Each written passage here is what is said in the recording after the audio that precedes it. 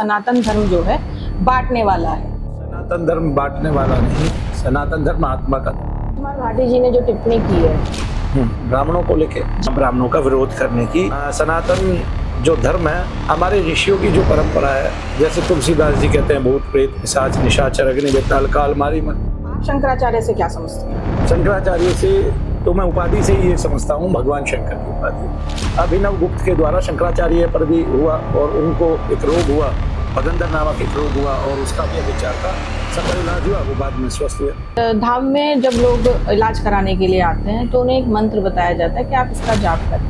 प्रेमानंद महाराज कहते हैं ये बीज मंत्र और बिना गुरु के जाप नहीं करना चाहिए। पुत्री, मैं तो प्रेमानंद जी महाराज पे ही आश्चर्यचकित हूँ। कभी वो कुछ बोलते हैं, कभी वो कुछ बोलते हैं। परंपरा से ओम नमः शिवाय ओम इस दुनिया के सभी संतों ने, सभी भक्तों ने बोला है, क्योंकि लोग मंत्रों से शीघ्र कुछ करना चाहते हैं। लोग आज के लोगों में तीव्रता इतनी है क्योंकि भगवान शंकर को पता था कलयुग आएगा। कि आप बड़े साधारण से वस्त्रों में रहते हैं। पुत्री, विश्वास तो मुझ पे ही करते हैं, ठीक है। अभी बागेश्वर वाले की बात मान लो तो बात अलग है, और वो सन्यासी बाबा की महिमा है, वो धीरेन्द्र शास्त्री की महिमा नहीं है। तो कोई विटामिन के की कमी नहीं होती है, कोई क्या कहते हैं स्लीपिंग पैरालिसिस नहीं होता है। मैं सिद्ध कर दूंगा सारी दुनिया के डॉक्टरों को कि तुम झूठ बोलते हो, तुम्हारा ये अधूरा ज्ञान है। क्या है, नींद की दवाई देने से मनोचिकित्सक बन जाना ठीक नहीं है।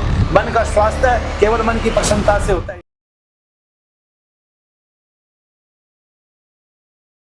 जय शनिदेव, जय शनिदेव पूज्य भैया जी। जय शनिदेव पुत्री। जय शनिदेव। दर्शकों, मैं एक बार फिर आप पहुंची हूँ शनिराम मनु भैया जी के पास सवालों के साथ नए पॉडकास्ट में आपका फिर से स्वागत करते हैं। आइए सवालों का सिलसिला शुरू करते हैं पूज्य भैया जी के साथ। पूज्य भैया जी, आज आपसे पूछना चाहते हैं कि तमिलनाडु विधानसभा में मंत्री जी ने बोला कि सनातन को खत्म करना चाहिए, सनातन धर्म जो है बांटने वाला है, तो इसमें आपका क्या विचार है? सनातन धर्म बांटने वाला नहीं, सनातन धर्म आत्मा का धर्म है। पहले तो सनातन को ही समझना, ठीक है। जिसकी बुद्धि तिल मात्र हो, बेशक चाहे वो मुख्यमंत्री रहा हो, चाहे वो प्रधानमंत्री रहा हो, अगर बुद्धि ही नहीं है, विवेक ही नहीं है, तिल मात्र विवेक है, तो वो सनातन को काटने बांटने की बात कहेगा। सनातन की परिभाषा जानने के लिए विवेक का होना जरूरी है। और ऐसा नहीं है पुत्री, पढ़े लिखों में भी कई बार क्या होता है कि कितना ही पढ़ लिया, पढ़े लिखों को पागल कहा जाता है, इसलिए क्योंकि वो विवेक से काम करना बंद कर देते हैं। वो केवल यही सोचते हैं कि जो हमने पढ़ा है वही ठीक है। सनातन का मतलब ये है कि जो पुरातन है, जो अजर है, अविनाशी है, अमर है। सनातन का मतलब गीता का दूसरा अध्याय है, जिसमें भगवान श्री कृष्ण आत्मा के अजर अमर होने की बातें बताते हैं, जिसमें उसको ना मारा जा सकता, ना धोया जा सकता, ना काटा जा सकता, ना सुखाया जा सकता। तो आत्मा के जो गुण हैं वही सनातन धर्म के गुण हैं। सनातन धर्म का मतलब ये है आत्मा का वह धर्म जो मानव का विवेकवान होकर मानव का कल्याण करे, जगत का उत्थान करे, जिसमें शरीर नहीं देखे जाते, जिसमें केवल आत्मा देखे जाते हैं, और आत्मा को ही अंगुष्ठ प्रमाण किया जाता है, प्रणाम किया जाता है मस्तक पर लगाकर, क्योंकि मध्य आकाश में हमारा आत्मा निवास करता है। सनातन को ना मिटाया जा सकता, ना काटा जा सकता, ना सुखाया जा सकता। उस टाइम ईश्वर बताते हैं, दूसरे अध्याय में भगवान कृष्ण बताते हैं, श्री कृष्ण बताते हैं कि आत्मा ही सनातन है, और सनातन धर्म आत्मा का धर्म है, ना कि वो मानवों का धर्म है। तो जो आत्मा का धर्म है वो क्या है? देखिए कि जब हम चोरी करते हैं तो आत्मा बता देती है, हमारे हृदय में घबराहट होने लगती है, आत्मा बता देती है हम गलत काम करने जा रहे हैं। जब जो लोग चाहे कितने भी क्रूर हों, लेकिन अगर वे गलत काम करते हैं, रेप आदि करते हैं, बलात्कार आदि करते हैं, तो उनको भी घबराहट होने लगती है, उनको भी पता है इसका परिणाम दुष्परिणाम आ सकता है। आत्मा जो अपना धर्म निभाती है वो बार बार आपको बताती है आप गलत काम कर रहे हैं कि अच्छा काम कर रहे हैं, और ये आत्मा की परिभाषा है। तो आत्मा ही सनातन है, अजर है, अमर है, अविनाशी है, और आत्मा को न काटा जा सकता, न सुखाया जा सकता, न मारा जा सकता, ना कोई उदयनिधि या जो भी है, स्टालिन उदयनिधि जो भी है वहाँ के, वो जिन्होंने कहा है कि सनातन धर्म का हाश कर देना चाहिए, इनको मार देना चाहिए, सनातन धर्मियों को इसको मिटा देना चाहिए, ना ये किसी की मूर्खता का प्रमाण ही हो सकता है कि ऐसे लोगों को कई बार बुद्धि नहीं होती है, पढ़ाई करने से सब कुछ नहीं आता है। विषय के जो जानकार हैं और जो गुणते हैं चीज़ों को, और जो जानते हैं हृदय से कि ईश्वर ने जो आत्मा बनाया वही अजर अमर अविनाशी और सनातन है, वो अगम्य है, अभेद्य है, अछेद्य है, ठीक है। और किसी के कहने से उस धर्म को कभी भी मिटाया नहीं जा सकता। जो ईश्वर का धर्म है वो सनातन धर्म है। ठीक है, जो मानव के धर्म है वे अलग अलग जातियों में बटे हुए हैं, छोटे छोटे धर्म है, ये सब तो एक तरह से लीलाएं हैं।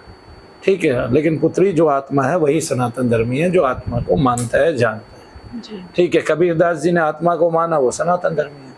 जो आत्मा को पूजेगा, आत्मा को मानेगा, वो सनातन धर्मी है सारे के सारे। ठीक है, वो सनातन का पक्ष लेने वाले हैं, सनातन का भी मिट नहीं सकता। हरिओम तत्सत।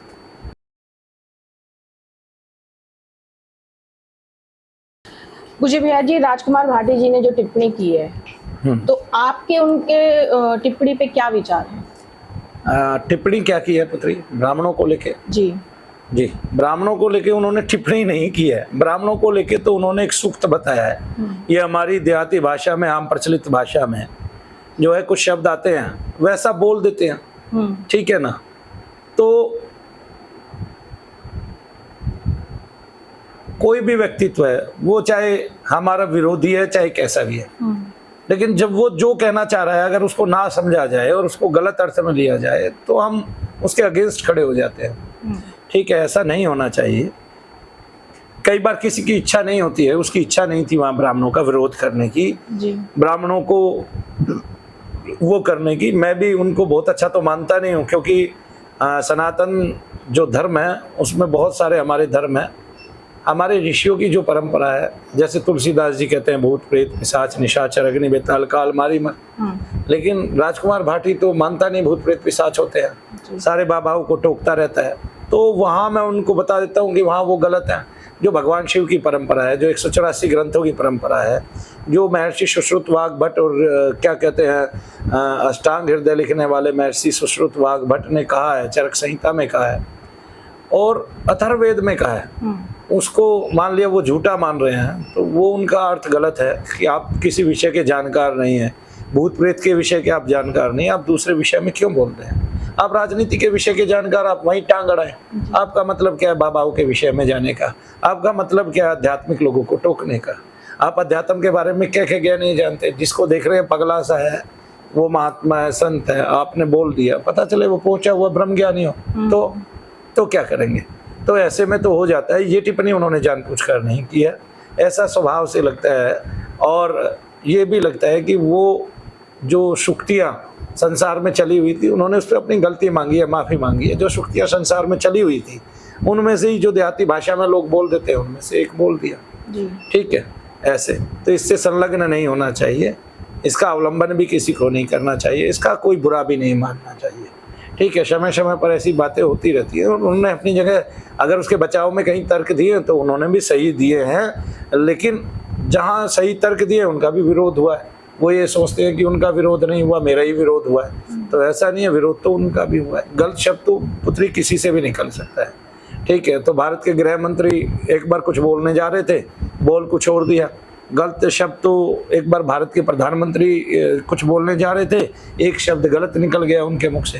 तो इसका मतलब ये नहीं है कि ये तो आपकी जिह्वा उठती है और कई बार जिह्वा तुतला जाती है, बहुत ज़्यादा बोलते बोलते जिह्वा में ज़्यादा रस भर जाता है, सूख जाती है। तो जो मुख का रस सूख जाता है तो बोलते हुए दिक्कत होती है, तो कई बार शब्द पलट जाता है। इससे ये नहीं मानना चाहिए। हमें क्या कहते हैं कि अगर कोई जानकर ऐसी टिप्पणी करता है तो उसको सजा मिलनी चाहिए, उसको अपराध घोषित करना चाहिए और क्या कहते हैं उसके लिए कानून बनना चाहिए। जय शनिदेव।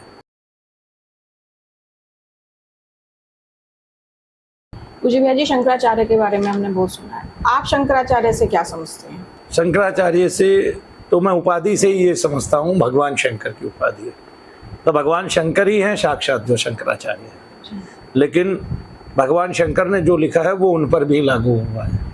जैसे तंत्र ग्रंथ में अभिचार का जिक्र आता है, अथर्ववेद में आता है, या सुश्रुत वाघ भट्ट और महर्षि चरक ने लिखा है, तो वो अभिचार जो है अभिनव गुप्त के द्वारा शंकराचार्य पर भी हुआ और उनको एक रोग हुआ, भगंदर नामक एक रोग हुआ और उसका भी अभिचार का सफल इलाज हुआ, वो बाद में स्वस्थ हुए। दूसरा, शंकराचार्य से मैं ये समझता हूँ कि जो बाल्य अवस्था में जिन्होंने जो ईश्वर का अवलंबन कर रहे हो और जिन्होंने बहुत सारी स्तुतियाँ लिखी हों, भारत के सभी ग्रंथों का सार उन्होंने बताया हो और खासकर उपनिषदों का उद्धार उन्होंने किया हो, ऐसे शंकराचार्य जो एक ग्रस्त से तर्क करने जाते हैं और उसको जीत लेते हैं, तब वहाँ माँ भारती जो होती है वो उनसे जो है काम शास्त्र के बारे में पूछती हैं। तो मुझे लगता नहीं कि ये वाक़या हुआ है, क्योंकि पुत्री शंकराचार्य जो हैं वो उस माता को भी पता है कि बाल्यावस्था से ही उन्होंने ब्रह्मचर्य लिया हुआ था और वो बाल ब्रह्मचारी भी थे जी। तो उनको ये ज्ञात है कि ये बाल ब्रह्मचारी हैं और बाल्यपन से ही भगवान की ईश्वर की भक्ति करते हैं। और फिर ये बात तो सर्वथा अनुचित ही है कि वो किसी राजा के शरीर में, मृत शरीर में घुसे, पर काया उन्होंने प्रविष्ट की और काम के बारे में जाना। इतना कार्य शंकराचार्य जी नहीं कर सकते हैं, जो बाल ब्रह्मचारी हैं और जिनका संन्यास ही मात्र छोटी सी अवस्था में हो गया हो, 7-8 वर्ष की आयु में हो गया हो। इतनी अल्पायु में कोई संसार को त्याग कर अगर कोई ईश्वर की शरण में जाता है तो वो कदापि किसी से जीतने के लिए, वाक युद्ध जीतने के लिए, तर्क युद्ध जीतने के लिए, किसी को अपने आप को किसी के पास सिद्ध करने के लिए ऐसा कार्य कदापि करता नहीं है।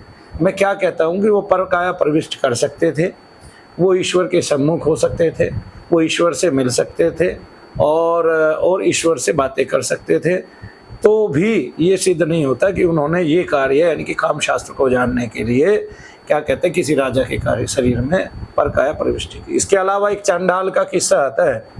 तो किसी चंडाल में ये बुद्धि तो हो ही सकती है जब वो रोजाना वहाँ मृत व्यक्तियों को जलाता है। तो जैसे अघोर पंथ है, अघोर पंथ का मतलब ये है जो घोर ना हो, ज़्यादा कठिन ना हो, दुरूह ना हो। भगवान शंकर का अघोर पंथ क्या है कि वो शमशानवासी है, शमशान में निवास करने से ही ठीक है अघोरता सिद्ध हो जाती है, यानी कि बिना कष्ट के ईश्वर को जानने की शक्ति सिद्ध हो जाती है। तो उनकी मेधा शक्ति बढ़ जाती है जो लोग शमशान में निवास करते हैं। और एक चंडाल शमशान में निवास करता है, जब वो एक शरीर को जलाता है फिर दूसरे को जलाता है, तो वहीं वो शरीर जला रहा है, चाहे कोई भी किसी भी जाति का हो, किसी भी वर्ग का हो। तो शंकराचार्य ने उनसे तर्क जरूर किया था, लेकिन वो चंडाल भगवान शंकर थे ये नहीं है। हाँ, सबके हृदय में भगवान शंकर रहते हैं और चंडाल जो है क्या कहते हैं वो शमशान में ही रहते हैं और वहीं वो रोजाना मुर्दे जलाया करता था। तो इसका मतलब ये सिद्ध नहीं हुआ कि वो भगवान शंकर थे। हाँ, शंकराचार्य ने उनकी बातें जरूर मनोनीत की और कोई भी जो ज्ञान में, तर्क में, विवाद में अगर हमें हरा देता है तो हमारे लिए वो प्रणम्य ही होता है, चाहे वो कितना ही छोटे से छोटा हो। भगवान शंकराचार्य जो हैं साक्षात शंकर का अवतार है, शूद्र से लेके और जो व्रत है वहाँ तक का वो उदाहरण दे सकते हैं। वो सीख भी सकते हैं, सिखा भी सकते हैं, ग्रहण भी कर सकते हैं। जैसे भगवान श्री राम ने विद्या किससे हासिल की है? अगर वो भगवान ही है तो उनको किसी से कोई विद्या हासिल करने की क्या आवश्यकता थी? भगवान श्री कृष्ण को संदीपनी के पास जाने की क्या आवश्यकता थी? राम को वशिष्ठ आदि से क्या कहते हैं दीक्षा आदि लेने की क्या आवश्यकता थी? और वो किसी भी ऋषि के पास गए, वहीं से दीक्षित हुए, वहीं से कुछ ना कुछ ग्रहण किया उन्होंने। तो इस तरह से हम क्या सोचते हैं कि भगवान शंकराचार्य जी जो हैं वो भगवान शंकर का ही स्वरूप है, लेकिन नैतिक शिक्षाएं तो भगवान राम ने भी शरीर में आकर दी और उन्होंने भी। जय शनिदेव, जय श्री राम, जय शंकर।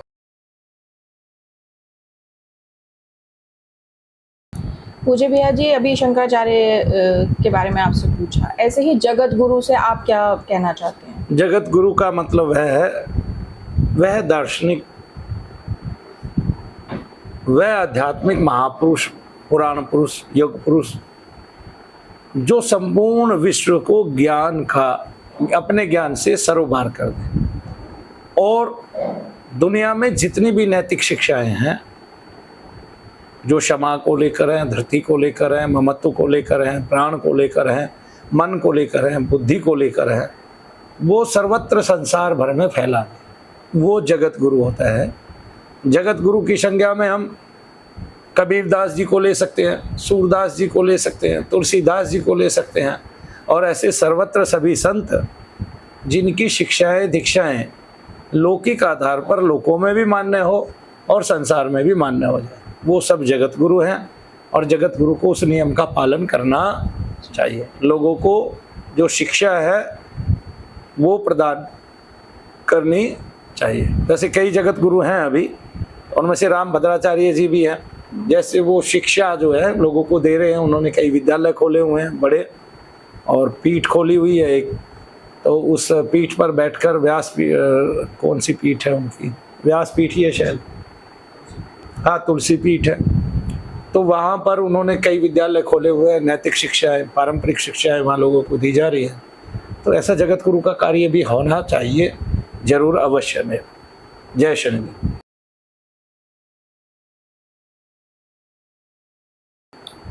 पूज्य भैया जी, शंकराचार्य के लिए आपने बताया कि शंकर भगवान से रिलेटेड है, तो शंकर भगवान की ऐसी क्या शिक्षा है जो लोग समझ नहीं पाते हैं? शंकर भगवान की जो शिक्षा है वो दुनिया में सर्वश्रेष्ठ है। पुत्री, शंकर भगवान जो रहते हैं, एक तो उनके गले में सांप है, हस्त में सांप है, पग में सांप है।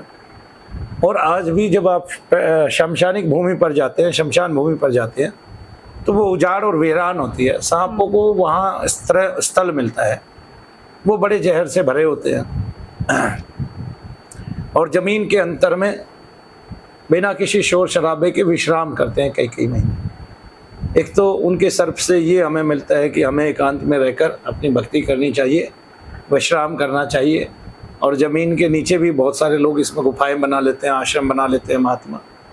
दूसरा, हमें भगवान शंकर से ये सीख मिलती है कि हमें उपरति होनी चाहिए संसार के प्रति, अनासक्ति भाव हमारे अंतर में होना चाहिए। क्योंकि जब हम शमशान में जाते हैं और सबको शमशान में जाना है, तब सम्मान आदि, धन आदि इकट्ठा करने का और ये सब कुछ साथ तो जाएगा नहीं, तब इकट्ठा करने का कोई प्रयोजन नहीं होता है। इसलिए भगवान शंकर का जो अघोर पंथ है वो इसलिए सर्वमान्य है और सब लोगों को शिक्षा देता है कि अगर हम लोग जो है इच्छा विहीन होकर अगर संसार से उपरति लेते हैं तो हमें ईश्वर का सानिध्य शीघ्र प्राप्त होता है।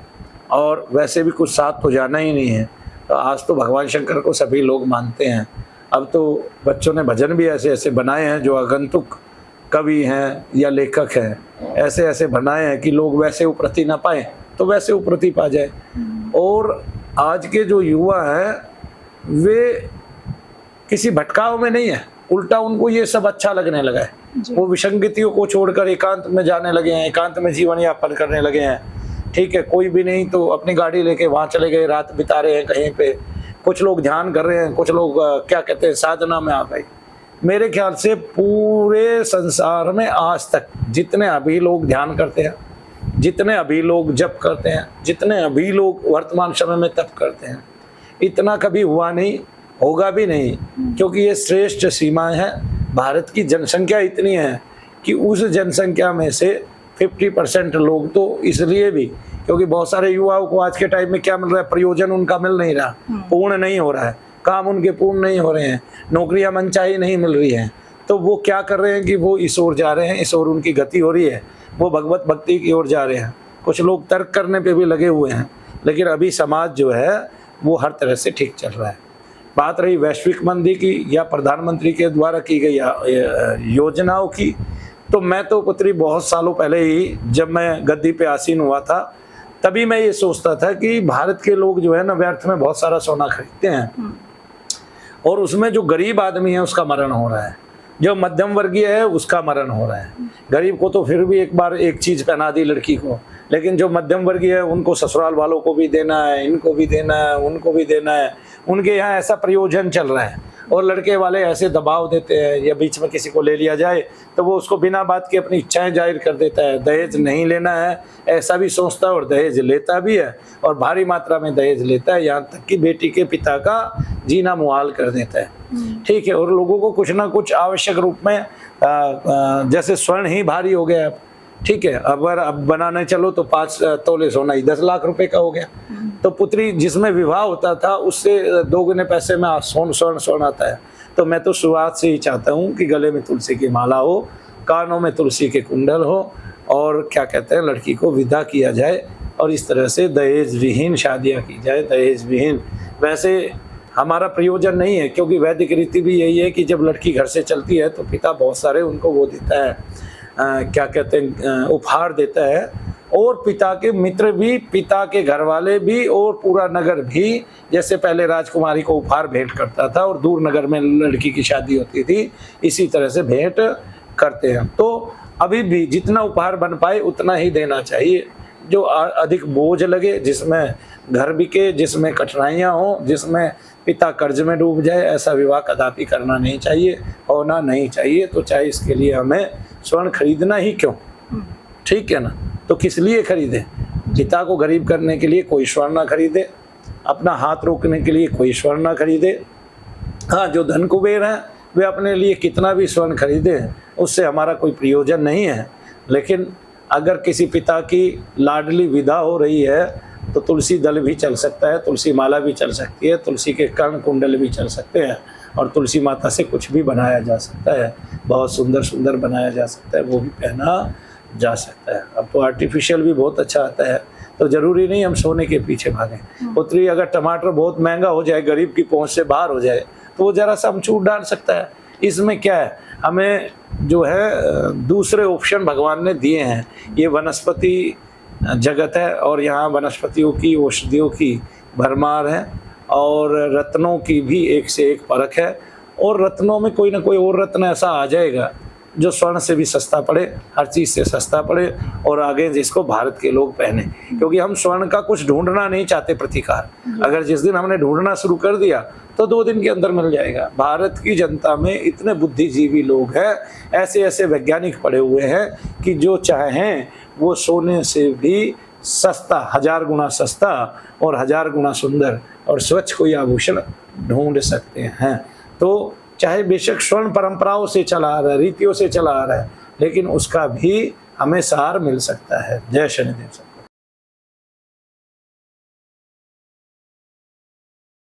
पूज्य भैया जी, अभी आपने प्रधानमंत्री की योजनाओं के बारे में बात की। अभी उन्होंने बोला कि जो पेट्रोल डीजल है उसके दाम बहुत महंगे हो रहे हैं, सीएनजी बहुत महंगी हो रही है, लोगों को सोना नहीं खरीदना। तो क्या ये जो उन्होंने बोला है, तो उससे क्या हमारी जो भारत की अर्थव्यवस्था है उस पर कोई इफेक्ट पड़ रहा है, या भारत गर्त में जा रहा है, उससे आप क्या समझते हैं? पुत्री, भारत कभी गर्त में जा ही नहीं सकता। भारत में जैसे आप जो है, अब चिकित्सा शास्त्र को ले लीजिए। चिकित्सा शास्त्र ने जिस रोग का इलाज नहीं, उसी रोग पे सारा अनुसंधान कर रखा है। करोड़ों खरबों रुपया उसी रोग पे लगवा रहे हैं लोगों के। तो जब चिकित्सा गरीब करने वाली है, तो प्रधानमंत्री तो जो निश्चित रोजगार है वो तो दे ही रहे हैं लोगों को, तो लोग उससे गरीब नहीं हो रहे हैं। लोग गलत तरीके से, यानी कि लोग अपने शरीर को स्वस्थ ना रख के, शरीर के अंतर में कुछ है, रोगों का इलाज कर रहा है, चिकित्सा गलत चल रही है, इससे लोग गरीब हो रहे हैं। और दूसरी बात, आप भारतीय अर्थव्यवस्था को देखते हैं, किसी दूसरे देश की अर्थव्यवस्था भी देख लीजिए। मैं अभी एक DW की खबर देख रहा था, युगांडा जैसा एक कोई देश है, वहाँ पर सारी गाड़ियाँ खड़ी हो गई, तेल ही नहीं है वहाँ पर। और एक ऐप बना दिया है सरकार ने, किसी को तेल चाहिए तो उसको कितने 60 दिन बाद 20 लीटर तेल मिलता है, डीजल मिलता है वो भी। तो पूरे देश की अर्थव्यवस्था चौपट होगी। ऐसे में हमें अपनी पुरातन रीतियों को, पत्तियों को अपनाना पड़ेगा। अगर प्रधानमंत्री ने अपील कर दी है तो देश के स्वास्थ्य के लिए अच्छा ही है। अगर हम कहीं, हमारा स्तर डॉलर से नीचे गिर रहा है रुपए का, तो हमें अपने रुपए को उठाना भी चाहिए, और उसमें जनता मजबूत काम करती है। अकेले प्रधानमंत्री से क्या होगा? कुछ नहीं होगा ना। हाँ, एक अब इसमें भी यही बोलते हैं ना, अकेला चना भार नहीं फोड़ सकता। तो उनकी अपील है, हमें माननी है, हमें करना है, हमें जानना है, और हमें ये भी देखना है कि हम कहीं अकेले नहीं हैं। ठीक है, आप जिन बाहरी मुल्कों की बात करते हैं वो सब गर्त में जा रहे हैं, और हम जो है फिर भी हमारे अंदर इतना दम है कि हमारे यहाँ जो तेल की वृद्धि हुई है कितने समय बाद हुई है। आप देखिए युद्ध कब से चल रहे हैं, बुरा हाल कब से है। हॉर्मुज के युद्ध को आज धीरे धीरे 6 महीने हो गए हैं। ठीक है, रशिया से कब का युद्ध चल रहा है, देखिए रशिया का यूक्रेन से तो कई साल हो गए हैं, 3-4 साल हो गए हैं। तो करीब इतने लंबे दीर्घ अवधि से युद्ध चल रहे हैं, फिर भी हम पर जो है, जो प्रभाव है, ये जो थोड़ा बहुत प्रभाव है, ये नगण्य ही है। हमें दूसरे देशों को देखना चाहिए। पाकिस्तान की व्यवस्था देखिए, वहाँ कितनी तेलों की लाइनें लग रही हैं, देखिए वहाँ गैस की जगह चूल्हे ही चल रहे हैं, ये देखा है? कोई नहीं देख रहा है।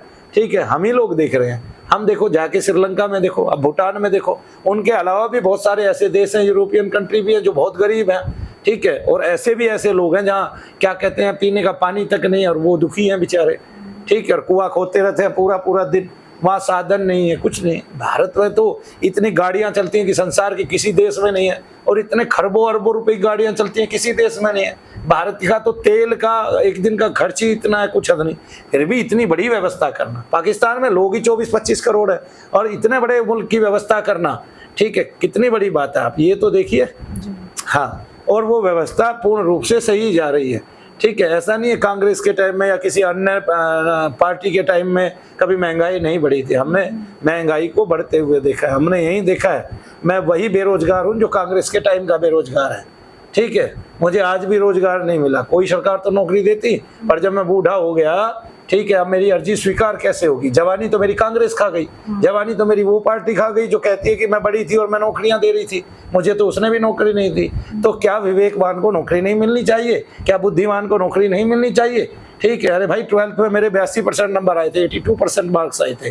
ठीक है, उसके कारण मैंने कॉमर्स ली, आर्ट्स से कॉमर्स ली और कॉमर्स में ग्रेजुएशन की और फिर पोस्ट ग्रेजुएशन की। तब हमें कुछ नहीं मिला, आज क्या मिल रहा है? ठीक है ना, मैं मान रहा हूँ बेरोजगारी बढ़ रही है, तो वो हर एक सरकार से बढ़ती आई है, तब बढ़ रही है। पहली सरकारों में घट गई होती, नगण्य हो गई होती, तो आज क्यों बढ़ती? जी। ठीक है ना, तो वो बढ़ गई है और वो बढ़ रही है, बढ़ती जा रही है। हमारा तो किसी से पुत्री विवाद नहीं है, सरकारें सब अच्छी हैं। जब जिसको जैसा समय मिला, जैसे जिसने निर्णय लिए, वैसा ही फल भोगा, वैसा ही फल भोगेगी।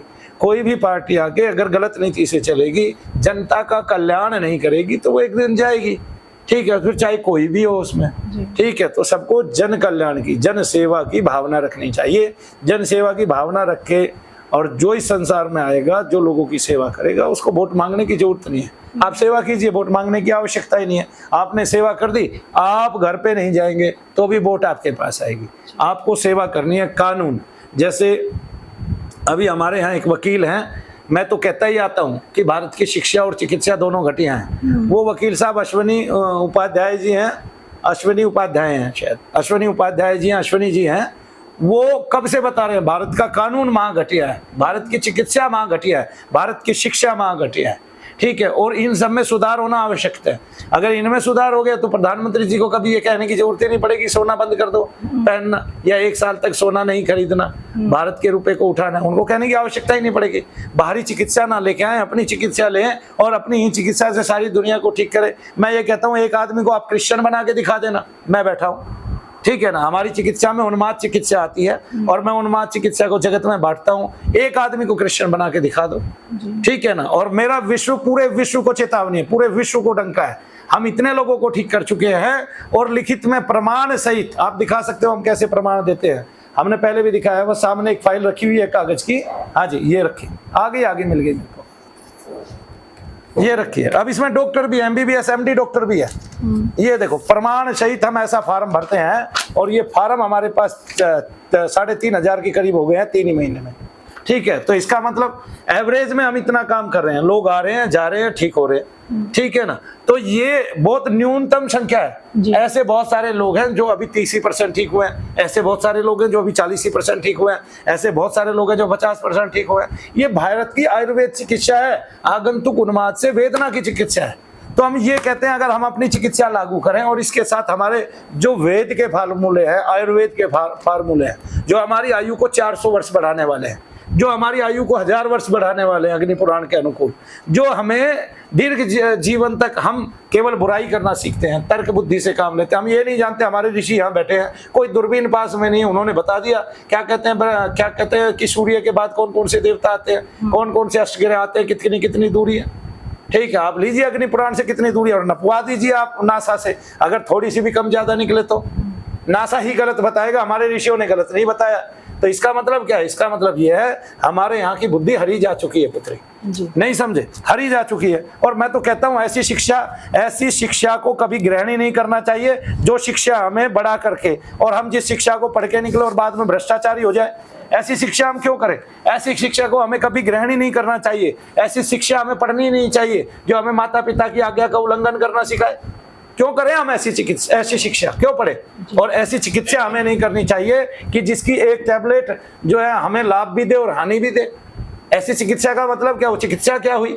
ठीक है, फिर देखिए, पूछे माइग्रेन लोगों का ठीक नहीं हो रहा, पूछे क्या कहते हैं सर्वाइकल लोगों का ठीक नहीं हो रहा, पूछे लोगों का वो हो जाते हैं, फोड़े हो जाते हैं, क्या बोलते हैं उसको, कौन सा रोग है वो, सोराइसिस, वो ठीक नहीं हो रहा। पूछे कोई चीज ठीक ही तो नहीं हो रही। गठिया बाई के कितने मरीज ठीक हुए इस चिकित्सा से? कोई ठीक नहीं हुआ। इस चिकित्सा ने गठिया बाई के मरीजों का पैसा कितना ले लिया?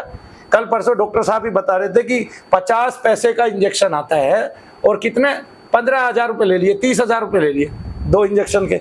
50 पैसे का इंजेक्शन आ रहा है, 50 पैसे का ही बताया था ना, 50 रुपए का, 25 रुपए का एक इंजेक्शन आ रहा है, 50 रुपए के 2 इंजेक्शन को लगा के 15,000 रुपए ले लिए हॉस्पिटल वालों ने। तो कितनी लूट, कितनी धांधलेबाजी चल रही है। अगर 2 ही क्षेत्र देख लिए जाए, ठीक है ना। फिर आदमी के स्वास्थ्य का सवाल है, 5 करोड़ आदमी देके और नीट की परीक्षाओं में चोरी हो रही है, ठीक है ना, उनके पेपर लीक हो रहे हैं। 5 करोड़ रुपया देके आदमी डॉक्टर बन रहा है। जो डॉक्टर 5 करोड़ देके बना हो तो 50 करोड़ कमाएगा, 500 करोड़ कमाएगा, 5,000 करोड़ रुपए कमाएगा।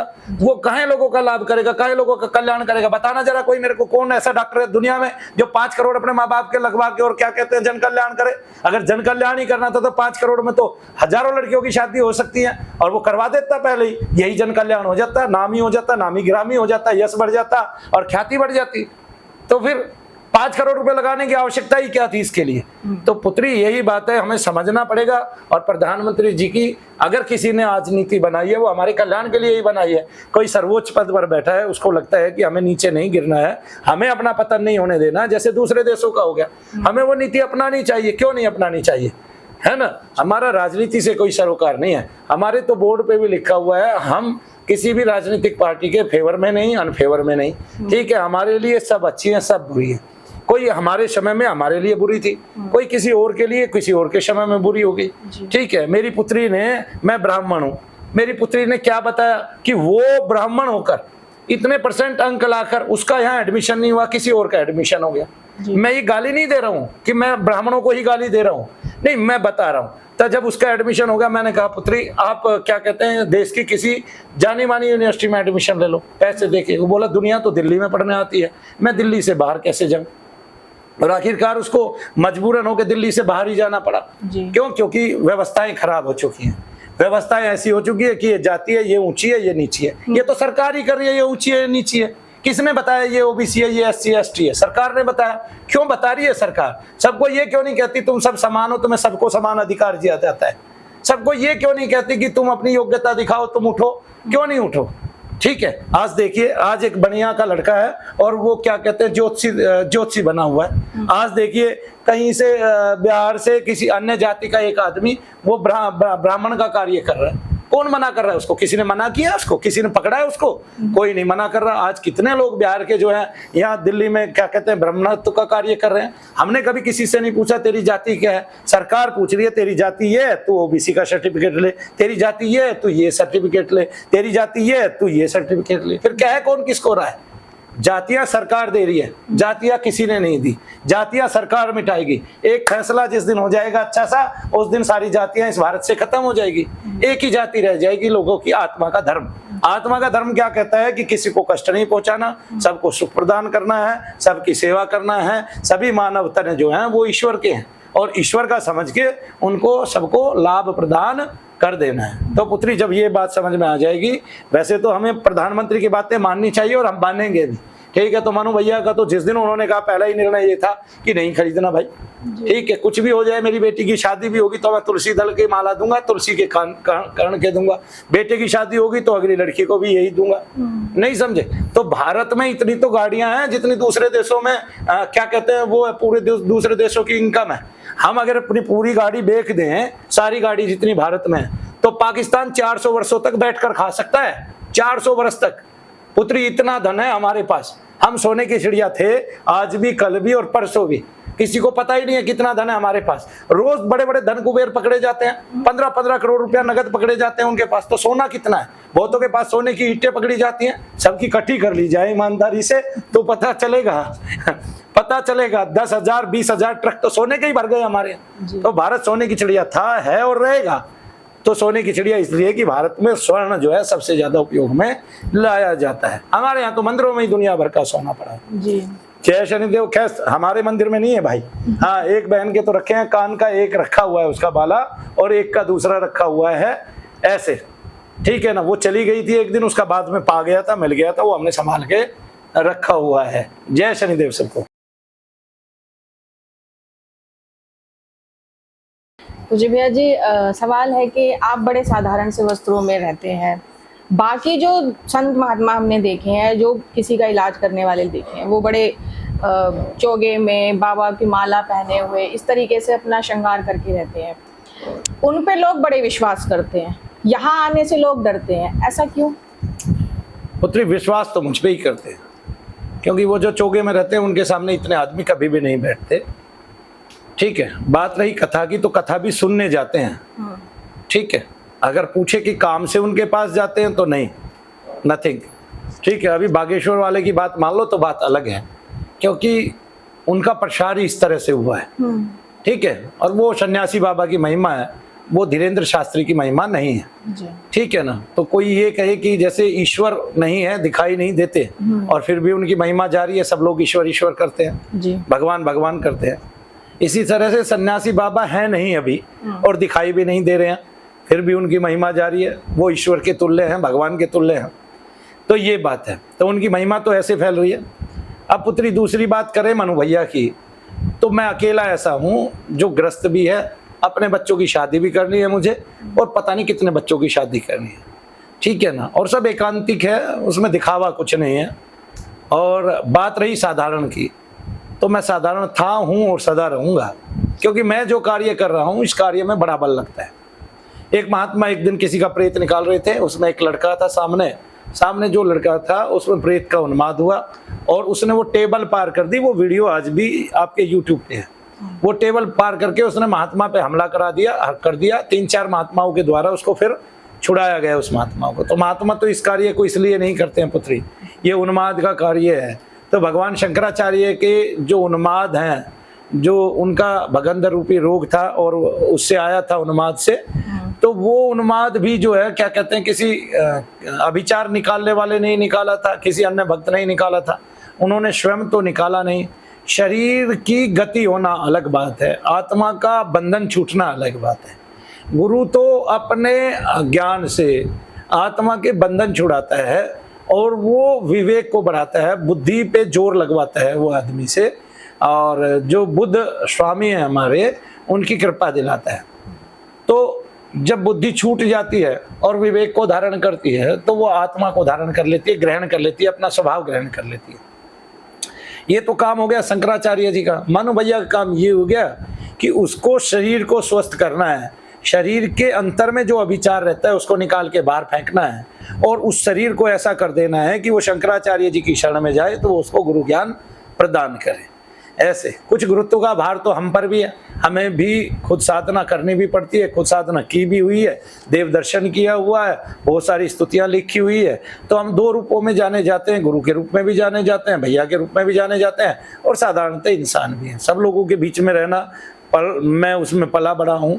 गरीबी मैंने देखी है, कष्ट मैंने देखा है, वो अभी भी लोगों के कष्ट में दुखी होता हूँ। अभी एक माता आई थी, अभी एक बहन उधर लेटी हुई है, तो उसको डॉक्टरों ने उसके सारे ऑर्गन फेल बता के उसको फ्री कर दिया है, और यहाँ तक कि उसको एडमिट भी नहीं किया जा रहा है।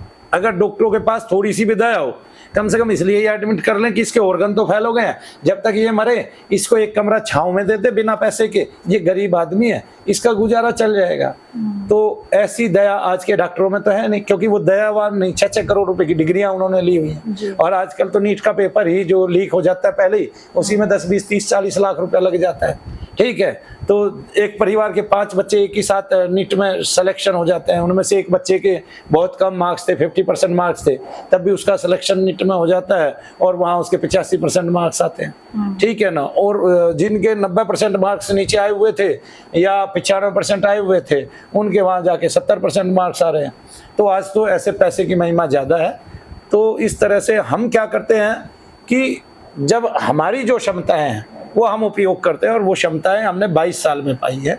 हमने रिसर्च किया गया है, हमने देखा अभिचार को अथर्ववेद में गणना की हुई है, हमने देखा अभिचार की क्या कहते हैं सभी ऋषियों ने गणना की है, अश्वनी कुमारों ने गणना की है, धन्वंतरी ने गणना की है, नारद मुनि ने गणना की है, वेद व्यास जी ने गणना की है, तुलसीदास जी ने गणना की है, कबीर दास जी ने गणना की है, और यहाँ तक कि गुरु नानक के गुरु ग्रंथ साहिब में भी गणना आई है। कोई ऐसी आत्माओं को जो दूसरों को कष्ट देती हो, ना माने भूत प्रेत पिशाच को, ठीक है, वो मूर्ख ही है ऐसे में जो ये कहता है भूत प्रेत पिशाच नहीं होते। और ऐसे मूर्ख लोग अंधश्रद्धा निर्मूलन समिति बनाए हुए हैं जी। उनको कोई ये पूछे भाई आदमी आदमी जैसा दिखाई देता है, प्रेत भी तेरे जैसा दिखाई देगा क्या? फिर तुझ में और प्रेत में अंतर क्या रह जाएगा?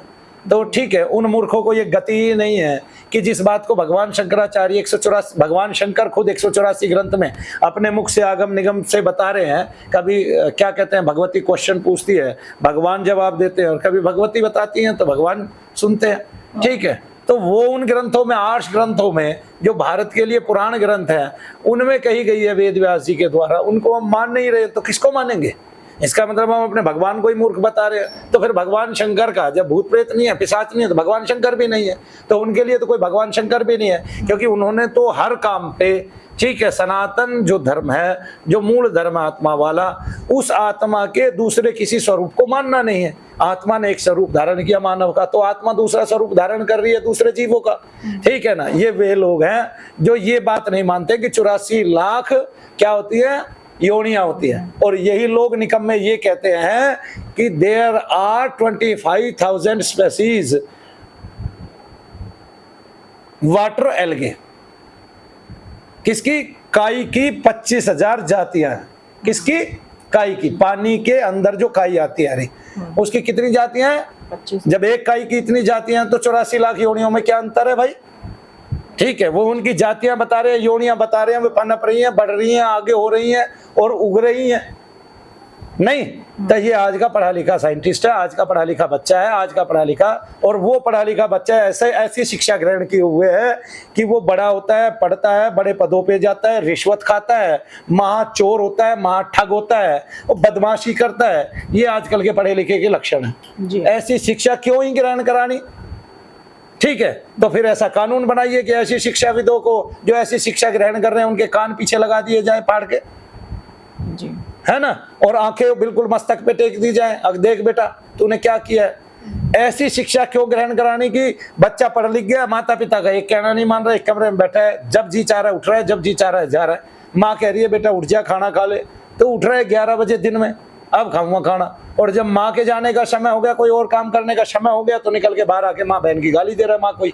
ऐसी शिक्षा, फिर ये तो दुराचारियों के काम है, दुराचारी ऐसा करते हैं, और दुराचारी ही आज की शिक्षा बना रही है। तो हमें ऐसी शिक्षा की जरूरत नहीं, ऐसी चिकित्साओं की जरूरत नहीं, हमें फिर से गुरुकुल चालू कर लेंगे।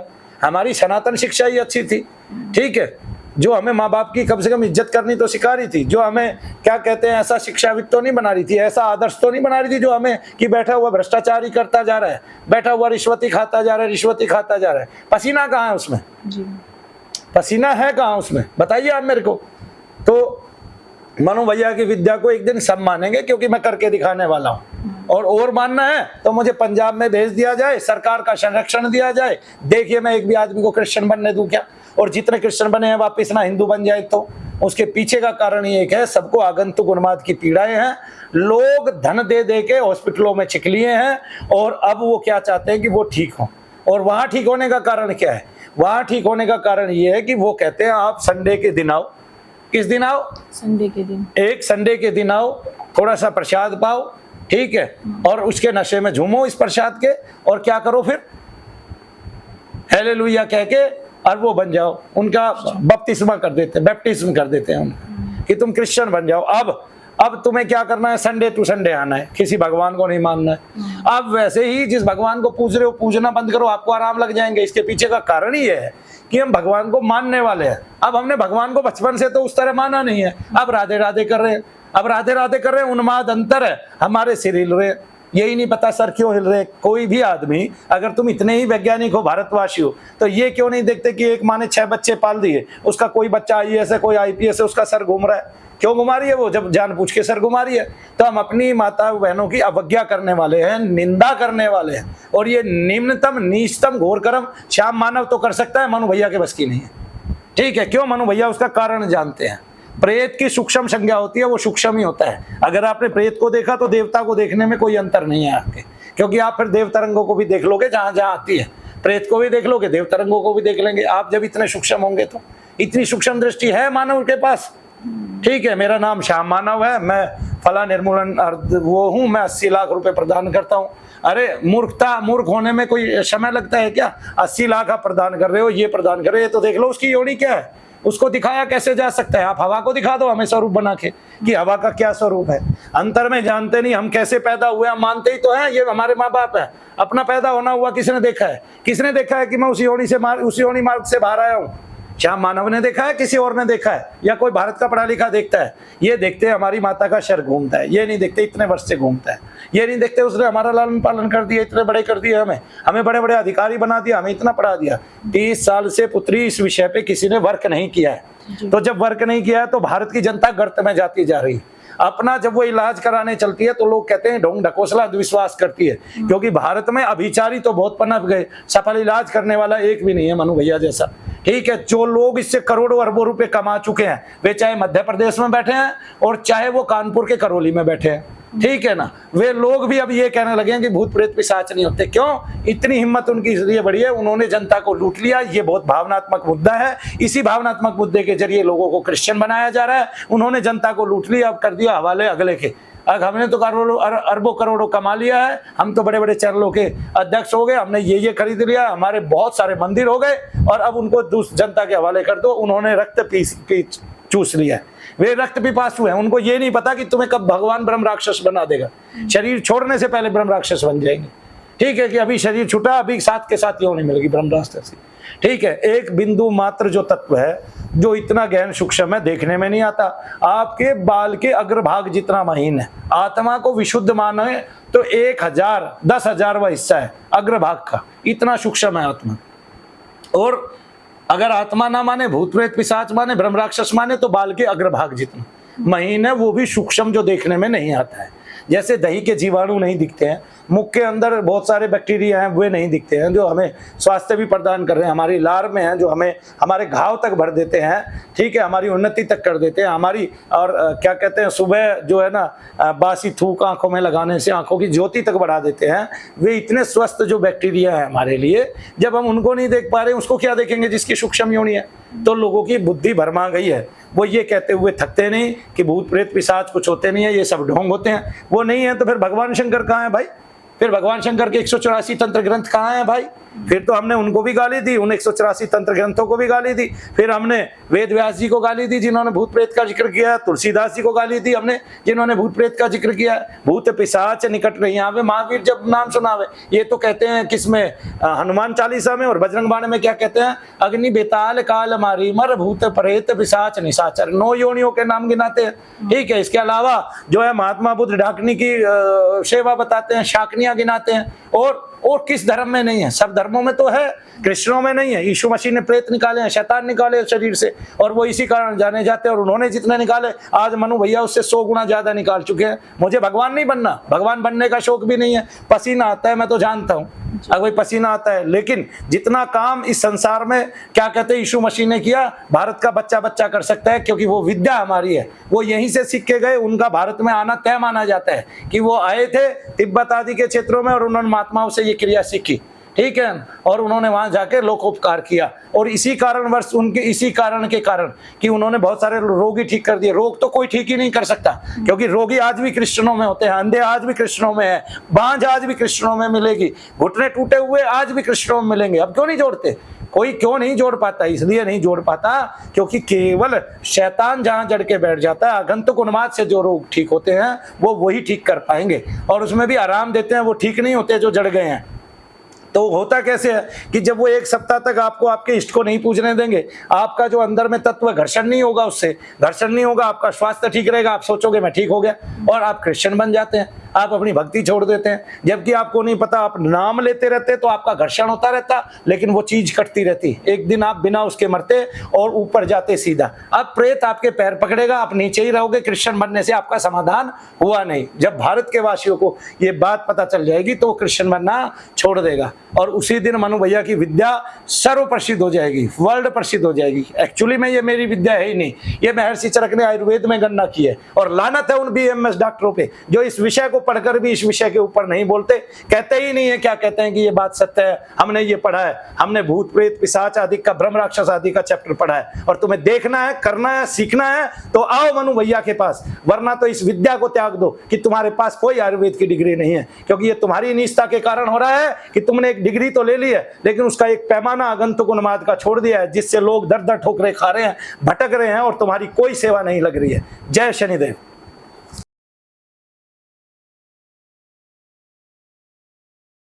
पूज्य भैया जी, धाम में जब लोग इलाज कराने के लिए आते हैं तो उन्हें एक मंत्र बताया जाता है कि आप इसका जाप करें, ओम नमः शिवाय का।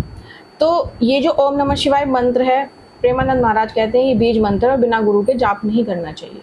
आप उस मंत्र को सभी लोगों को जपने के लिए बोलते हैं, तो ये मंत्र की क्या महिमा है, ये हम आपसे जानना चाहते हैं। पुत्री, मैं तो प्रेमानंद जी महाराज पे ही आश्चर्यचकित हूँ। कभी वो कुछ बोलते हैं, कभी वो कुछ बोलते हैं, ठीक है ना। उनका बोलना तो यही है कि मेरे ख्याल से तो उनके हाथ में माला होनी चाहिए, वो केवल राधे राधे का जाप करें, उसी का संकीर्तन करें, और उनके आशीर्वाद से ही वैसे ही विलक्षणता आ जाएगी, लोग भी राधे राधे का जाप करें। वो ये दूसरे पचड़े हैं, अन्य पचड़े हैं। ना तो प्रेमानंद जी महाराज ये कह सकते हैं कि मैंने ओम नमः शिवाय ओम का 10 साल तक लगातार जप किया है, ना वो कुछ कह सकते हैं, ठीक है ना। तो जब हनुमान प्रसाद पोद्दार जी ने कोई गुरु दीक्षा नहीं ली थी, तो उनको एक बार नजर बंद कर दिया गया था 70 दिन के लिए, और उन्होंने ओम गम गणपते नमः का बीज जाप किया था, तो उसको लाभ हो गया। हमारी संस्कृति कहती है, आदर्श कहता है कि हमें सुनने में भी आ जाए, सुनाया किसी ने हो, हमने सुनाने वाले को भी नहीं देखा, तो वो भी हमारा गुरु हो जाता है। और अगर किसी ने ओम नमः शिवाय ओम बोल दिया हो, परंपरा से ओम नमः शिवाय ओम इस दुनिया के सभी संतों ने, सभी भक्तों ने बोला है, तो हमारे सुनने में आ गया, अब हम गुरु परंपरा में दीक्षित हो गए, ठीक है ना। ये पुत्री, कोई भी मंत्र जो है वो ऐसा नहीं था कि उसको संरक्षित किया जाए, वो कीलित है। कीलित क्यों बताया गया है? क्योंकि लोग मंत्रों से शीघ्रतातिशीघ्र कुछ करना चाहते हैं। लोग आज के लोगों में तीव्रता इतनी है, क्योंकि भगवान शंकर को पता था कलयुग आएगा, वो तीव्रता इतनी है, लोग ये सोचते हैं कि मैंने अभी मंत्र लिया, 2 घंटे बाद तो मैं इसका प्रयोग कर दूं सफल। ऐसा विचार में तो हो सकता है, क्योंकि आपने मुर्गा देना है, बलि देनी है, जो गुरु ने दिया वो आपने दिया, जैसे गुरु का काम हुआ ऐसे आपका काम हो गया। तो अभिचारी तो क्योंकि कृत्याएं खाने के लिए दौड़ती हैं, और इस समय राक्षसों से भरा हुआ है ये देश, ठीक है ना, तो वो खाने के लिए दौड़ रहे हैं, और उनको खून चाहिए, उनको रक्त चाहिए, उनको उन पिशाचों को क्या कहते हैं सिगरेट चाहिए, उनको धूम्रपान चाहिए, उनको सब चाहिए, ठीक है, शराब चाहिए, उनको मद्यपान चाहिए, ठीक है, और वो चौराहे पे लेके भोग ले रहे हैं। तो जो मर रहा है वो किसी ना किसी तरीके से अपने आप को पहुंचवाने की कोशिश कर रहा है, और यही व्यवस्था हमारी खराब है। क्योंकि वो अगर सन्यासी बाबा जैसा है, वो अगर भक्त था, वो अगर कोई सन्यासी है और उसने ईश्वर का नाम लिया है जीते जी, और वो हनुमान जी को मानता है, किसी को भी मानता है, उसका कोई भी इष्ट है, तो हम उनको तो पूज नहीं रहे हैं, हम उनको पूज रहे हैं जैसे हमारा पितृ चला गया, अब हम उसको उत्पितृ भी कह रहे हैं और हम उसकी पूजा भी कर रहे हैं। ये निकम्मापन ब्राह्मणों ने किया है, ये मैं कहता हूँ, मैं ब्राह्मण हूँ। क्यों? क्योंकि ब्राह्मणों को उसको पुजवाना ही नहीं चाहिए था जो प्रेत बन गया, हम उसको पुजवा रहे हैं। वो ऐसा पहलवान है जो हमें ही मुद्दगर मारेगा, हम उसको खीर खिला रहे हैं। मैं प्रमाणित करके दिखा सकता हूँ सारी दुनिया को, और मैं ये बता सकता हूँ, और इसलिए मैं प्रमाण दूंगा। तो अगर कोई कहे कि आप ब्राह्मणों को गालियां दे रहे थे, मैं खुद ब्राह्मण हूं, मैं खुद को भी गालियां दे रहा हूं, मेरे ही तो पूर्वज हैं वे। अगर कोई चला भी गया और उसने ऐसी परंपरा घोषित की है, तो जिसको हम ऊत मान रहे हैं, एक तो प्रेत जिस अवस्था में मर जाएगा, ठीक है, अगर किसी को प्रेत योनि में आना पड़ेगा वो उसी प्रेत योनि में रहेगा, उतना ही रहेगा। जैसे राम सुखदास जी के जानने में आया, एक बच्चा मर के 1000 वर्ष तक प्रेत योनि में रहा, ठीक है, 1000 वर्ष तक वो बच्चा ही रहा, वो बालक ही रहा, और उसने उनकी उस गांव की 20 पीढ़ियां गिना दी। तो पुत्री, हम जान ही नहीं रहे हैं, हमारी शिक्षाएं काम ही नहीं आ रही है। मनु भैया के पास भी तो इतने उदाहरण है। क्यों है? क्योंकि वो काम कर रहे हैं, आप ये काम कर नहीं रहे हैं, और वो काम जो है वो इतनी तल्लीनता से कर रहे हैं कि मैं चाहता हूं कि सबके उन्माद बंद हो। मैं यहाँ बैठा हूँ 4 घंटे तक, किसी की आवाज नहीं सुनाई दी आपको। ये मेरे मंत्र की परीक्षा है, परीक्षण कीजिए, आइए आप देखिए कितना उन्माद होता है अब शनिधाम में, देखिए उन्माद कितनी जल्दी बंद होता है, देखिए कैसे लोग ठीक हो रहे हैं, देखिए तो सही, आइए तो सही, जानिए तो सही, देखिए तो सही, सुनिए तो सही, कहिए तो सही, बैठिए तो सही। अब आइए, अब आए, कौन आए? भारत का लोग और भारत के व्यापारी जो, और भारत के चिकित्सक जो ये कहते हैं कोई अनुसंधान नहीं होता। ये देखिए कितना बड़ा अनुसंधान है, हमने यज्ञ किया और जितने लोगों को उन्माद था, जो डॉक्टरों के हिसाब से पागल थे और कभी ठीक नहीं होने वाले थे, सब ठीक हो गए। क्यों? कारण ये है कि मंत्र शक्ति उसको प्रभावित करती है जिसके अंदर सूक्ष्म तत्व होते हैं। मंत्र मन पर विजय पाता है, क्योंकि मंत्र से मन का त्राण होता है, और मन इतना सूक्ष्म है कि वो किसी श्याम मानव के देखने में नहीं आएगा। तो वो केवल सूक्ष्म पे प्रहार करता है मंत्र। मंत्र ऐसा नहीं है कि आपने मंत्र पढ़ा, तीर लिया और उठाया और चला दिया बाण, और उससे जो है विस्फोट हो गया। मंत्र से अंतर में बाण चलता है, वहां विस्फोट होता है, मन विशुद्ध होता है, बुद्धि चैतन्य वृद्धि पाती है। ये मंत्र का प्रयोग है। और मंत्र से जो अंतर में शैतान बस गया है उसका विनाश होता है। ठीक है। और मंत्र जापक साधक जहां भी चला जाता है, वहां अगर एकांत भी हो और सूक्ष्मता में कोई प्रेत रहता हो, वो भाग जाएगा डर के मारे, वो उसको सहन नहीं कर पाएगा, उसकी देह जलने लगेगी उस साधक के वहां बैठने से। ठीक है ना। वरना लेके आओ अगर 100 वो है। ठीक है ना। और फिर पुत्री प्रेमानंद जी की बात तब करिएगा जब वो इस विषय को जानते हैं, वो इस विषय से अनभिज्ञ हैं, और मैं कह रहा हूं पूर्णतः अनभिज्ञ हैं। ठीक है ना। वो कहते हैं कि भूत प्रेत पिशाच आदि होते हैं, हम मानने लगे हैं, इसके लिए वो मंत्र देते हैं। मैं तो तब मान लूंगा जब वो ठीक कर दे जी। वो कहते हैं कि क्या कहते हैं, इनसे रोग नहीं होते, और रोगों को कहाँ ठीक कराना चाहिए? हॉस्पिटलों में ठीक कराना चाहिए। अब मैं उन्हीं को बता देता हूं कि ये है निर्मला यादव, गुड़गांव से है, स्किन के डॉक्टर को दिखाया, बार बार बीमारी होती थी। ठीक है ना। शनि धाम में 8 हवन की यज्ञ चिकित्सा में कितना लाभ हुआ, उसने लिखा है बहुत ज्यादा। बहुत ज्यादा किसको कहते हैं महाराज जी देख ले। मरे हुए लोग जो दिखते थे वे बंद हो गए, शरीर के नीले निशान कम हो गए, जिसको डॉक्टर क्या बोलता है भाई, किसका वो है, विटामिन के की कमी है। आराम हुआ, उम्मीद जगी है कि मैं पूर्णतः ठीक हो जाऊंगी। एक सुनीता जी को देखिए, सुनीता जी क्या कह रही है, सांस फूलने की बीमारी और खांसी थी, डॉक्टर के यहाँ सांस फूलने की बीमारी और खांसी बताई, डॉक्टर के यहाँ से ठीक नहीं हुई। आप देखिए क्या बता रही आगे, इतना ज्यादा हुआ कि मुझे बुखार नहीं आया, 8 हवन से फायदा। इतना ज्यादा हुआ, 8 हवन से फायदा, इतना ज्यादा हुआ कि मुझे बुखार नहीं आया, खांसी भी नहीं हुई, सांस फूलने में भी आराम हो गया, लाभ हुआ पूर्णतः। और खांसी में लाभ हुआ, और दूसरा सांस फूलने में लाभ हुआ, और बुखार में भी लाभ हुआ। और जब से शनि धाम आई हूं तो तब से दवाइयां नहीं खाई। अब मंत्र चिकित्सा बीमारियों में लाभ होता है, यज्ञ चिकित्सा से मन को शांति मिलती है। इसका मतलब उसके मन को शांति मिली है, उसको लाभ हुआ है। ये पकड़िए पुत्री।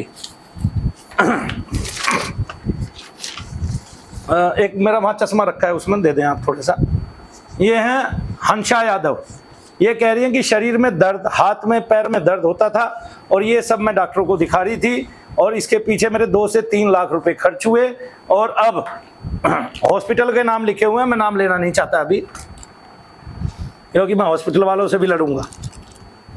और 90% लाभ हुआ है, ये देखिए 90% लिखा हुआ है इसमें जी। अब लिखा हुआ है सभी बीमारियां सही हो गई, जैसे सिर में दर्द होता था, हाथ पैरों में दर्द होता था, अब मेरी कोई दवा कहीं से नहीं चल रही है। ठीक है ना।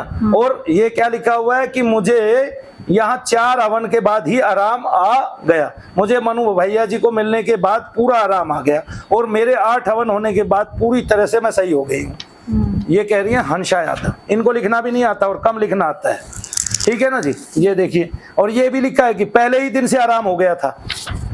अब ये देखिए, ये लिख रही हैं रवि कुमार मित्रा, ये हैं देवरी ग्राम से, जिला मिर्जापुर में। ये लिखा है बहुत लाभ हुआ, दर्द में शरीर में जकड़न थी, उसमें पेट में दर्द था, ये सब अच्छा हो गया, जय शनिदेव महाराज। इसने ये बताया। अब देखिए, ये है राधा देवी हिमाचल से, पूरे शरीर में दर्द रहता था, कमर की नसें बंद हो गई हैं, दवाइयां खाने से 2 लाख रुपए दिए और दर्द होता था, दवाई खाने से और दर्द होता था। और किस हॉस्पिटल का नाम लिखा हुआ है, लिखा हुआ है साथ में चिकित्सा से आपको कितना फायदा हुआ, लिखा हुआ है कुछ भी नहीं हुआ। पैरों का दर्द ठीक हो गया, कहाँ, शनि धाम में, शुरुआत के 8 हवन यज्ञ चिकित्सा से पैरों का दर्द ठीक हो गया, कमर का दर्द भी ठीक हो गया, और भी लाभ हुआ है। अब बताइए कौन सी नाड़ी दब रही थी इसकी? तो आगंतुक उन्माद से पुत्री बहुत तरह की वेदना होती है। आगंतुक उन्माद शरीर में जहां प्रविष्टि पाता है, घूमता है, वहीं हमें अलग से वेदना शुरू हो जाती है। और उसके लाभ मैं आपको दिखा रहा हूं, इनमें कोई ना कोई ऐसा भी होगा जो बहुत पढ़ा लिखा होगा, दिखाता हूं मैं आपको। यह है नेमीचंद, ये है अंतर हरियाणा से,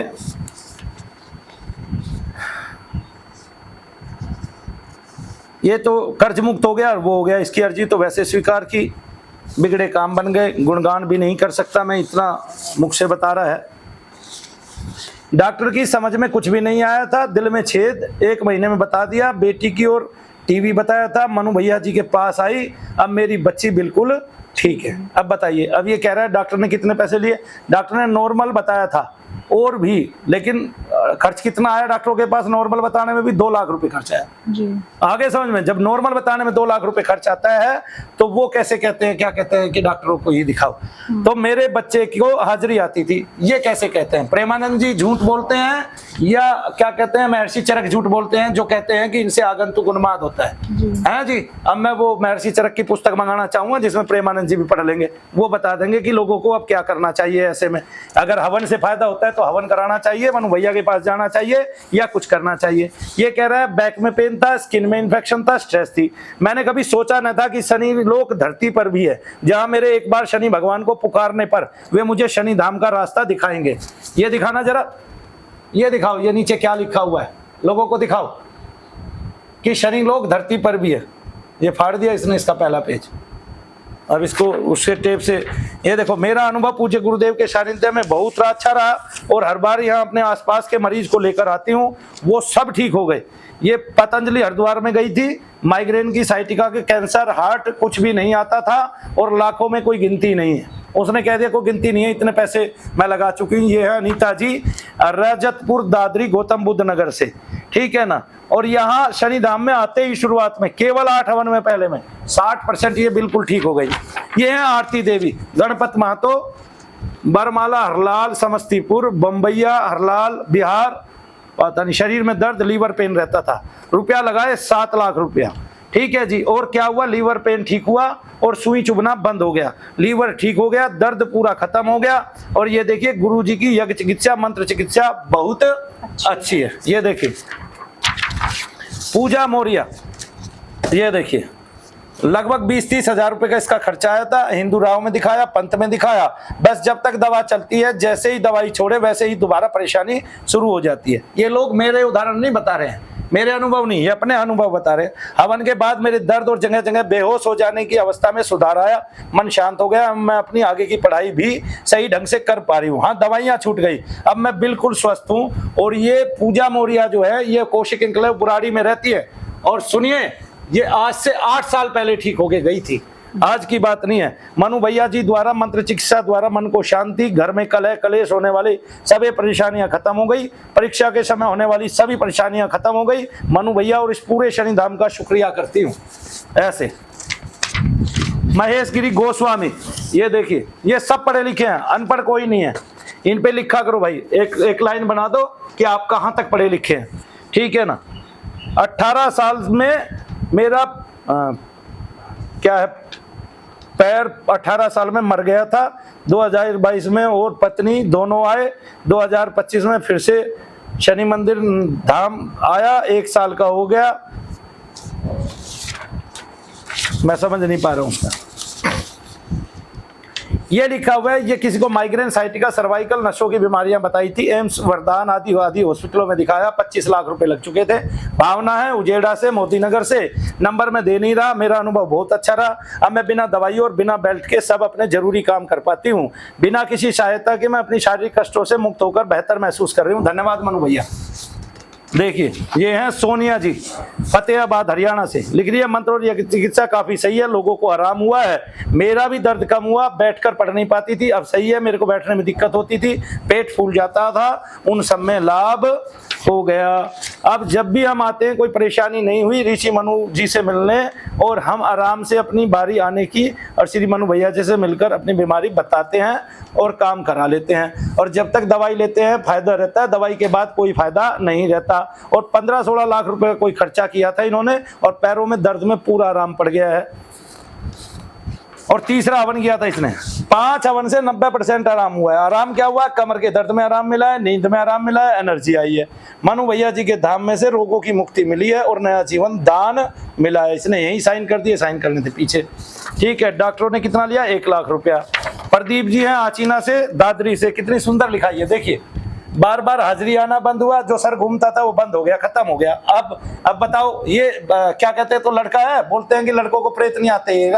कितने लड़कों को चुड़ैले हैं, देखिए, भारत के 20% लोगों को चुड़ैले हैं जो आदमी हैं, ठीक है, मन व शरीर में नई ऊर्जा आई है, बार बार हाजिरी आना बंद हुआ, घर में शांति समृद्धि का वास हुआ। मैं अपने हृदय की गहराइयों से मनु भैया जी का क्या कहते हैं आभार व्यक्त करता हूँ। शनि महाराज जी व गुरु जी मनु भैया जी का आशीर्वाद सदा हम पर बना रहे। प्रणाम गुरु जी। अब बताइए इसको कौन ले जाएगा, इसको कोई मिटा पाएगा? है जी। अब देखिए प्रेमानंद जी महाराज जी को भी जवाब दे देते हैं। ये बोबी शाह है, इसका देखिए, ये बोबी शाह जो है ये मुस्लिम है, न्यू अशोकनगर में रहती है दिल्ली में। ये क्या लिखती है, डॉक्टरों ने सर्वाइकल बताया, बोन टीवी बताई थी, है ना, और लगभग मेरे 20,000 रुपए लगे थे, लेकिन तभी हम शनि धाम में जल्दी ही आ गए। लिखा है इसने, टेस्ट कराया परंतु डॉक्टर से कुछ समझ में नहीं आया डॉक्टर के। अब देखो, मैं और मेरा परिवार अभी रोग मुक्त है, हमें किसी भी प्रकार का कोई रोग नहीं है शनिदेव की कृपा से। ये देखिए बोबी शाह आ गया। अपूर्व, किसी और की कोई ऐसी समस्या है जो किसी समय से ठीक नहीं हो रही, सीधा शनि धाम का मुख कर लीजिए, पीड़ा ठीक होगी ही होगी। ये इसने नीचे लिखा हुआ, इसको पता भी नहीं ये समस्या, कोई ये लाइन कोई पढ़ेगा कि नहीं पढ़ेगा, इसको पता भी नहीं है बोबी शाह को।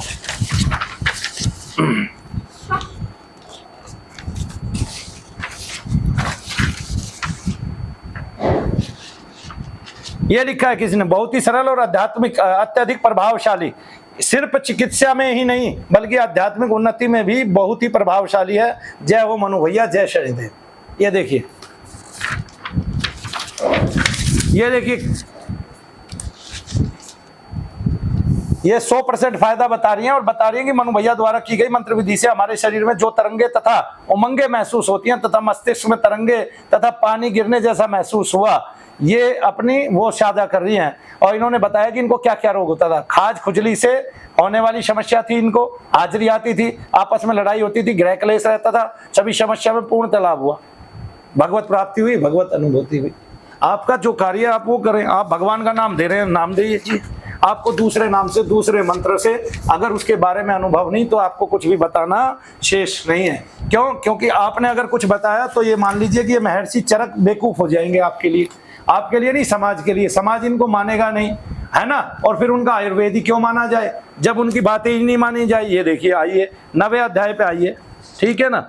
और महाराज जी को दिखा दीजिए, ये सन्निपातज उन्माद बताया, इसके बाद आगंतुक उन्माद बता दिया। अब ये लिख दिया भूतोन्माद में अदृश्य देवादि का प्रवेश, भूतोन्माद का लक्षण, देवोन्मत्त पुरुष का लक्षण और शापोन्मत्त पुरुष का लक्षण, पितृग्रहोन्मत्त पुरुष का लक्षण और गंधर्वोन्मत्त पुरुष का लक्षण। सबके कि गंधर्व शरीर में आया तो क्या लक्षण, प्रेत शरीर में आया क्या लक्षण, यक्षोन्मत्त पुरुष का लक्षण, राक्षसोन्मत्त पुरुष का लक्षण और ब्रह्म राक्षसोन्मत्त पुरुष का लक्षण। अब ब्रह्म राक्षसोन्मत्त पुरुष का लक्षण देख लीजिए, स्त्री का लक्षण दे दीजिए।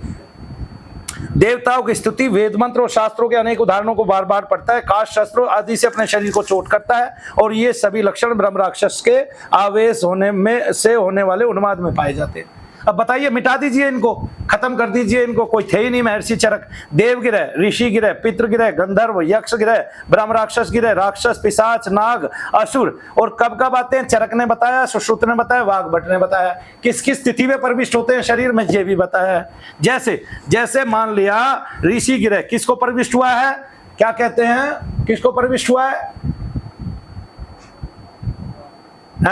सन्यासी बाबा किसको, किसके अंतर में आए हैं? धीरेन्द्र शास्त्री के अंतर में आए हैं। समय क्या था? समय ये देखिए, षष्ठी या नवमी को, ये लिखते हैं पूर्णिमा को, ये लिखते हैं शुक्ल पक्ष की संध्या के समय, प्रथमा को और तृतीया को। यही समय पाएंगे उनके अंतर में भी प्रविष्ट होने के, उनके अंतर में भी उनको धारण करने के, यही समय पाएगा जो इन ऋषियों ने लिख दिया। गलत हो ही नहीं सकता, अक्षरश सत्य है। आपने पढ़ाई नहीं है कभी अपने शास्त्रों को, आपने गढ़ा ही नहीं है। ये आयुर्वेद का दुनिया का सबसे बड़ा शास्त्र है जो हम आयुर्वेद में पढ़ते हैं। इनको पढ़ के ही लोग BMS बनते हैं। ये महर्षि चरक है, ये द्वितीय खंड है, द्वितीय भाग है, ठीक है ना। आ गया। और संभालिए सारी दुनिया वाले, संभालिए, पढ़ाई कीजिए अच्छे से। हम लोग केवल क्रिश्चियन इसलिए बन रहे हैं कि हमें माना ही नहीं जा रहा है कि हम इस समस्या से बीमार है, इस समस्या से पीड़ित है। और औरतें ही नहीं है, महिलाएं नहीं है, आदमी भी है, उनके भी सर घूमते हैं, उनके भी शरीर दुखते हैं, उनको भी पीड़ाएं होती हैं, उनके भी कंधे भारी होते हैं, उनको भी जम्भाई आती है, उनके भी नील के निशान पड़ते हैं, महिलाओं के भी नील के निशान पड़ते हैं। और विटामिन के की कमी होती तो महिलाओं को ज्यादा और आदमियों को कम क्यों पड़ते? उनके भी विटामिन के की कमी बराबर बराबर होती, तो कोई विटामिन के की कमी नहीं होती है। कोई क्या कहते हैं, स्लीपिंग पैरालिसिस नहीं होता है। मैं सिद्ध कर दूंगा सारी दुनिया के डॉक्टरों को कि तुम झूठ बोलते हो, तुम्हारा ये अधूरा ज्ञान है। ऐसे ही दुनिया भर के मनोचिकित्सक मनोचिकित्सक हैं, उनसे पूछिए मन की परिभाषा क्या, मन के आयाम कितने हैं, मन के तत्व कितने हैं, बता ही नहीं पाएंगे वो। और जो आध्यात्मिक पुरुष हैं वही बता पाते हैं कि मन क्या है आखिरकार, और मन का क्या है। कि नींद की दवाई देने से मनोचिकित्सक बन जाना ठीक नहीं है। मन का स्वास्थ्य केवल मन की प्रसन्नता से होता है। इसलिए अपने बच्चों को प्रसन्न रखें, खुद प्रसन्न रखें। क्यों? क्योंकि मन के प्रसन्न रहने से आधियां व्याधियां दोनों खत्म हो जाती है। मान लीजिए बात शास्त्रों की है। जय शनिदेव।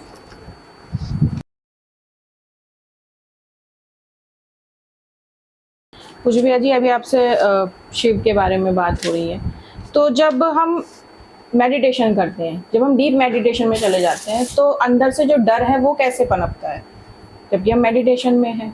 पुत्री, हम मेडिटेशन में हैं तब हमें वाइब्रेशन होता है, हम कोई ना कोई दर्शन करते रहते हैं। तो जो ही हमें ईश्वर के प्रतिबिंब से भी पालन हो जाता है, हमारा सामना हो जाता है, तो हमें उसकी छटाएं आने लगती हैं और हमें स्फुरना होने लगती है। तो हमें जो वाइब्रेशन होती है वो कमर की तरफ से होती है। तो जब कमर की तरफ से होती है तो ईश्वर के आने का आभास होता है हमें, और उसी में भय व्याप्त होता है। तो उसको हम भयभीत हो जाते हैं उसमें, तो हम भय को ग्रहण कर लेते हैं। जबकि वो हमारा जो है ईश्वर की प्राप्ति का उन्माद होना चाहिए, खुशी होनी चाहिए, प्रसन्नता होनी चाहिए। क्योंकि हम जानते नहीं हैं कि जैसे ईश्वर का जब भी आना होगा, जैसे हनुमान जी आते हैं विस्फोट के साथ आते हैं, तो विदाउट विस्फोट वो आते नहीं हैं। जब भी हनुमान जी आएंगे आपको विस्फोट होगा, ठीक है ना। तो आपके चैतन्य की वृद्धि होगी, चैतन्य जो है वो क्या कहते हैं आपका विशुद्ध मात्रा में हो जाएगा, चित्त जो है विशुद्ध होता चला जाएगा। और जैसे ही हनुमान जी आएंगे, हनुमान जी के पदार्पण से ही आपके दुनिया भर के कष्ट खत्म हो जाते हैं। तो आपको पता नहीं है, दर्शन का फल होता है हर बार एक। जब ईश्वर आपको दर्शन देता है, देवता दर्शन देता है, तो स्वप्न में भी जब दर्शन का फल है तो फिर साक्षात में तो होगा ही ना। और फिर साक्षात में है तो जब वो क्या कहते हैं उसमें आता है, आपके हृदय आकाश में आपको दर्शन देता है, आपको प्रेरणा देता है, इस हृदय आकाश में ईश्वर आते हैं, तब आपके चित्त पर प्रभाव पड़ता है। चित्त सर्वथा विशुद्ध होता चला जाता है, फिर उसका अवलंबन कीजिए, आपको लाभ होगा। ठीक है ना। ऐसे पुत्री। जय शनिदेव।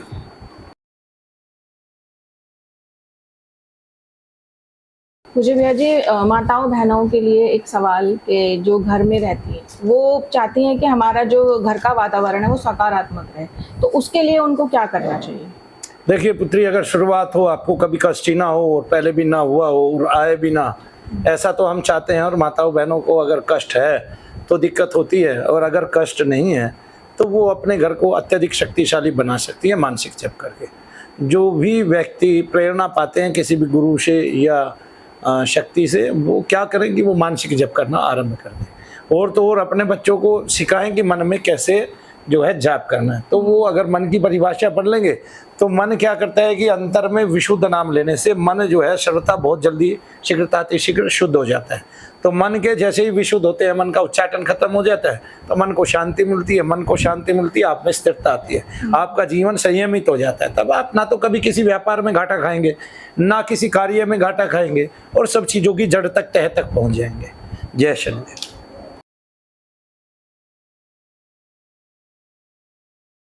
पूज्य भैया जी, गुरु के बारे में बात हुई है, तो गुरु के अंदर जो हमने एक बार आपसे पूछा भी है कि क्या गुण होने चाहिए, कैसे होने चाहिए, तो बिना दीक्षा के क्या किसी को गुरु माना जा सकता है? पुत्री, मुझे तो यही समझ में नहीं आता दीक्षा क्या होती है जी। आपने इस संसार में कोई भी कला किसी से भी सीखी है, वो आपका गुरु है। चाहे वो आपने मैथ को जाना हो, चाहे आपने अन्य किसी साधारण तरीके से किसी भी को जाना हो, और तो और कोई ड्राइवर है, उसको किसी ने ड्राइविंग सिखाई है, वो भी उसका गुरु है। कोई खेती करना चाहता है, उसको किसी ने खेती सिखाई है, बीज बोना सिखाया, वो भी उसका गुरु है।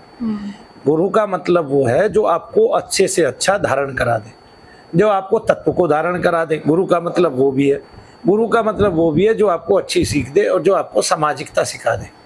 तो गुरु का अलग अलग पद पे, जैसे सामाजिकता के पद पे, वैश्विक पे, न्यायिक पे, दर्शन पे अलग अलग स्थान है। तो जो दर्शन है, जब हम ईश्वर की बातें करते हैं, आध्यात्मिकता की बातें करते हैं, और वहाँ गुरु हमें आत्म तत्व के बारे में बताता है, हम उसी को असली गुरु मानते हैं, उसी को सिद्ध पुरुष मानते हैं, और उसी गुरु को सब मिलना चाहते हैं, और वही गुरु सबको चाहिए, क्योंकि अंततः तो सबको शांति चाहिए। और अगर एक व्यक्ति शांत होता है, उसका मन विशुद्ध होता है, तो उससे प्रेरणा पाकर, जैसे कबीरदास जी से प्रेरणा पाकर लाखों लोग विश्रांति को प्राप्त हुए, तुलसीदास जी से प्रेरणा पाकर लाखों लोग हुए।